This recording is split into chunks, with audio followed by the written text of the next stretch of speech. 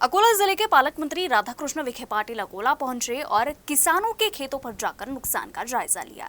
तो वहीं शिवसेना उद्धव ठाकरे गुट के विधायक नितिन देशमुख ने कहा कि हमारी चेतावनी के बाद कहीं जाकर राजस्व मंत्री और अकोला जिले के पालक मंत्री राधाकृष्ण विखे पाटिल अकोला आए हैं। लगातार हो रही बारिश की वजह से अकोला जिले में सोयाबीन उत्पादन करने वाले किसानों की अवस्था काफी खराब हो गई है। तो वहीं जिले की विभिन्न समस्याओं के लिए पालक मंत्री राधाकृष्ण विखे पाटिल ने अकोला जिले को भेंट दे, अन्यथा 14 सितंबर को अहमदनगर जाकर उन्हें उनके गांव से लाने की चेतावनी शिवसेना उद्धव ठाकरे गुट के विधायक नितिन देशमुख ने दी थी। तो वहीं दूसरी ओर राधाकृष्ण विखे पाटिल ने किसानों के खेतों पर जाकर सोयाबीन फसल का निरीक्षण किया। इस संदर्भ में सोयाबीन उत्पादक किसानों ने राधाकृष्ण विखे पाटिल को सरकारी विश्राम गृह में घेरा, जहाँ चर्चा के दौरान विखे पाटिल ने 25 या 26 सितम्बर को बीमा कंपनी अधिकारी, कृषि सचिव और कृषि मंत्री के साथ बैठक लेने का आश्वासन दिया।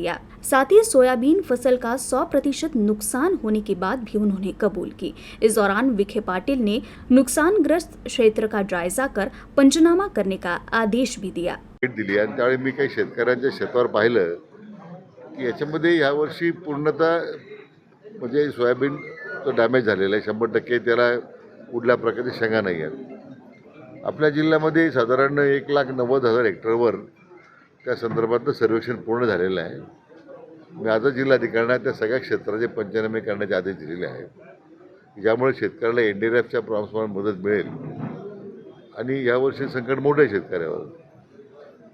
दुसरा जो मुद्दा होता तो शेतकऱ्यांना या पार्श्वभूमीवर पीक विमा मिळणार की नाही, विम्याचे निकष आणि या वर्षीची आज साधारण परिस्थिती अतिशय म्हणजे आपण दुष्काळ पडल्यानंतर मग आवर्षांमध्ये उत्पादन कमी होतं असं आपण म्हणतोय। इथं पावसाचे निकष जे आहेत 109% पाऊस झालेला आहे, तो ते निकषात बसत नाही असं विमा कंपनीचं म्हणणं आहे। पण नुकसान शेतकऱ्यात 100% झालं याच्यात काही दुमत नाही, सर्वेक्षण झालेलं आहे, 100% नुकसान झालं आहे। म्हणून मी 25 किंवा 26 तारखेला कृषी आयुक्त जमलं कृषी मंत्र्यांना विनंती करतो, विमा कंपनी अधिकारी जे आहेत त्यांना बोलावतो की याच्यात शेतकऱ्याला विमा कंपनी जबाबदारी काय, मग त्यांना कशी मदत शेतकऱ्याला होईल या दृष्टीने आपण प्रयत्न करतो।